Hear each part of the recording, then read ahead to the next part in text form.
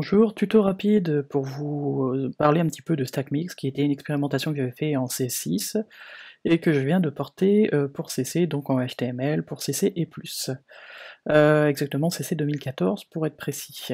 Donc ici, à quoi ça sert? C'est vraiment pour utiliser une fonction, donc si vous ne connaissiez pas, si vous cliquez ici, voilà, vous avez un petit message qui va vous dire qu'il va falloir charger un nombre de fichiers. Alors on peut les charger via une fonction automatique, ou on peut simplement ouvrir comment dire, un fichier qui a plusieurs calques, ou sélectionner quelques calques à l'intérieur, c'est à vous de choisir. Mais on va prendre le cas d'usage classique de cette fonction.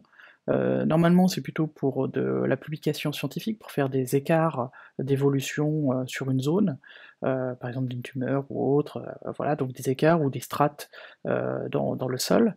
Mais là, ici, généralement, là où vous l'avez certainement vu il y a quelque temps, donc ici dans le menu script, on va aller chercher. Alors moi j'ai beaucoup de scripts donc je vais les faire défiler, mais vous avez une fonction, donc celle qui doit être appelée, qui s'appelle chargement des fichiers dans une pile. Ça veut dire quoi? Ça veut dire qu'on va pouvoir choisir un dossier ou un fichier qu'on va pouvoir parcourir, et ici, si je viens, voilà les fichiers de démo qu'on avait à l'époque dans CS3, et on va pouvoir faire 2 choses. Donc on va pouvoir tenter d'aligner automatiquement, dans notre cas ça va être intéressant, et de créer dans la foulée un objet dynamique. Si ce n'est pas le cas, vous pouvez le faire ici, sélectionner tous les calques, aligner, donc ça correspond à cet élément-là, et convertir. Donc ça c'est au cas où vous expérimentiez directement dans un fichier, sans passer par cette fonction, mais si vous passez par cette fonction, du coup pas besoin de vous embêter, vous cochez tout simplement ces 2 options.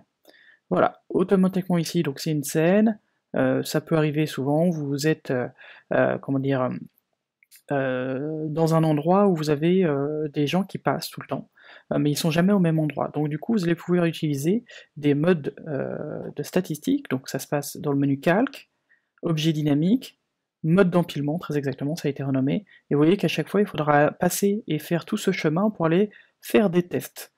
Donc voilà le but ici, c'est tout simplement d'exposer tous ces menus et ce menu. Donc ici il y en a un hors de l'écran qui s'appelle variance, mais vous les voyez ici, donc si vous voulez, vous pouvez faire une petite capture d'écran pour connaître la traduction. Désolé, ce n'est qu'en anglais. Donc ici, au lieu de s'embêter, eh bien on va pouvoir cliquer ici, et d'ailleurs si vous voulez voir la traduction, bah, vous l'avez en ouvrant ce petit triangle ici, et ça va vous permettre de faire des modes statistiques. Donc ici on est sur le maximum, donc là ici c'est médium qui fonctionnera le mieux, mais je vous l'ai fait défiler pour que vous puissiez voir, donc ça peut être aussi intéressant pour donner des effets de voile. Donc médium ici, eh bien il va prendre, il va regarder les endroits où il y a le, comment dire, le médium, en fait, la moyenne médium ici, minimum, voilà. Vous en avez tout un tas, donc normalement, encore une fois, c'est fait pour faire plutôt des analyses statistiques, mais ici, on peut s'amuser et on peut expérimenter, voilà, pour faire disparaître des éléments ou autre. Donc là, c'est le cadre d'usage que l'on avait montré dans un usage photographie et dans CS3. Maintenant, juste aussi pour le rappel, vous pouvez travailler avec Lightroom, par exemple ici, j'ai fait une présélection, on va prendre, là je vais prendre au hasard, hein, donc je sais absolument pas ce que ça va nous donner. Je vais prendre quelques images au hasard, à la rigueur même celle-ci. De toute façon, vous allez voir, c'est très facile d'expérimenter. Et puis on va se dire ça, voilà. Et ce que je vais demander, c'est par un clic droit, je vais demander modifier dans, et la même fonction que ce que j'ai appelé par les scripts de Photoshop, ouvrir en tant que calque dans Photoshop. Donc là, il va m'ouvrir l'ensemble, donc le temps de calculer, c'est des images qui sont en 16 bits, comme vous pouvez le voir ici, le temps qu'il fasse tout le travail. On va réduire hein, pour les tests, pour pas que ça prenne trop de temps, en 8 bits, et on va aussi réduire le nombre de pixels pour que les expérimentations soient plus rapides, ici. Je le laisse finir.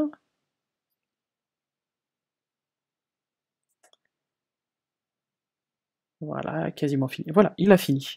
Donc ici, tout de suite, pour mes expérimentations, j'ai pas besoin d'une telle taille, donc je vais passer en 8 bits, et puis je vais réduire à 3000 pixels. Ça sera largement suffisant pour les petits tests ici. Donc si maintenant je reviens, voilà.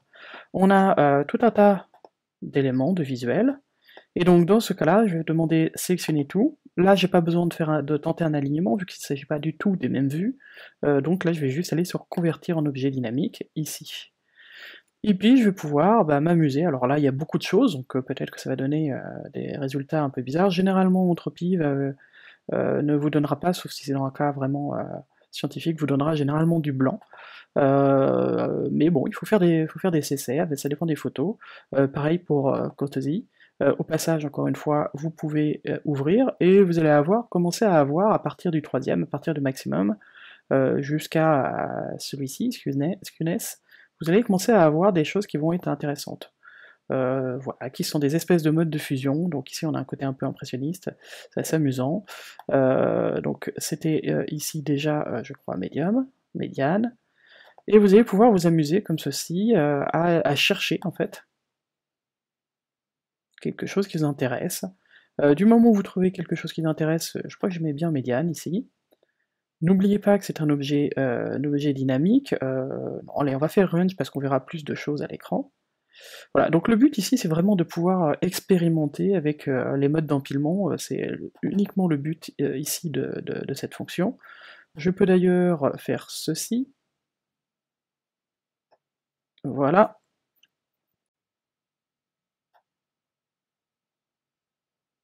Voilà, je vais réduire ça, ici, comme ça je vois à peu près ici, je vois ce que ça va donner. Donc ce qui est intéressant, c'est qu'on va pouvoir aussi cacher les calques. Et si j'enregistre, tout simplement, ça va mettre à jour les éléments. Donc il peut très bien y avoir des calques cachés à l'intérieur ici. Et puis bon là, effectivement, il y a beaucoup de choses, donc peut-être que je peux désactiver, 2-3 choses. Alors peut-être ici, on va garder, l'environnement de nuit, j'enregistre. À chaque fois que je veux faire une mise à jour, j'enregistre, et je vais pouvoir m'amuser à expérimenter comme ça. Imaginons par exemple ici que le poteau me gêne, je le trouve pas forcément très utile, je vais pouvoir aller sur le calque lui-même, alors avec Alt, je peux venir me concentrer dessus, et une chose à savoir, c'est qu'il vaut mieux éviter dans mes expérimentations de gommer, de faire un masque, il vaut mieux travailler directement dessus, simplement, ne pas enregistrer ou dupliquer le calque, si vous voulez le garder et vous le masquez. Et puis par exemple, on va pouvoir expérimenter, par exemple ici, mettre avec du noir, comme ça je vais enlever ce poteau. Si j'enregistre, ça va mettre à jour en fait, mon élément, théoriquement. C'est normal, j'ai oublié de réafficher ici tous les calques, ça s'appelle ce que j'appelle un bug utilisateur, donc un seul calque, ça ne marchera pas.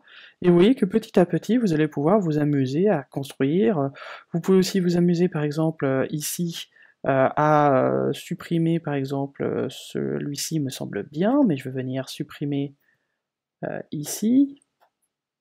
Alors là je le fais à vide, hein, à vue sur celui-ci, hein, sur ce calque-là.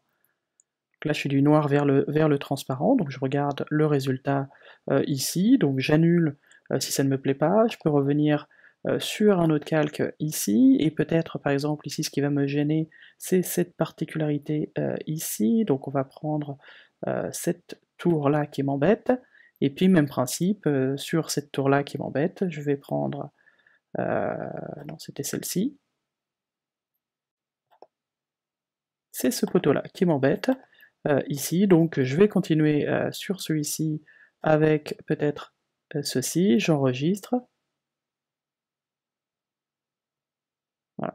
Comme vous voyez, ça me permet d'expérimenter, c'est pas une science exacte, hein, comme on peut le voir. D'ailleurs, j'aurais pu prendre aussi peut-être, X du blanc, pour faire des essais, pour voir si ça se mélange un peu différemment. Voilà. Et ainsi de suite, et ça va me permettre d'expérimenter, peut-être finalement qu'il faut que je cache ceci, j'enregistre, je fais des essais, et voilà un petit peu comment on va pouvoir s'amuser avec, ces modes, d'empilement. Voilà, j'espère que ça vous amusera comme moi d'expérimenter avec ça. Encore une fois, c'est un détournement, et c'est le moyen le plus rapide d'expérimenter avec cette fonction. N'hésitez pas à me laisser des commentaires, et à bientôt pour d'autres vidéos.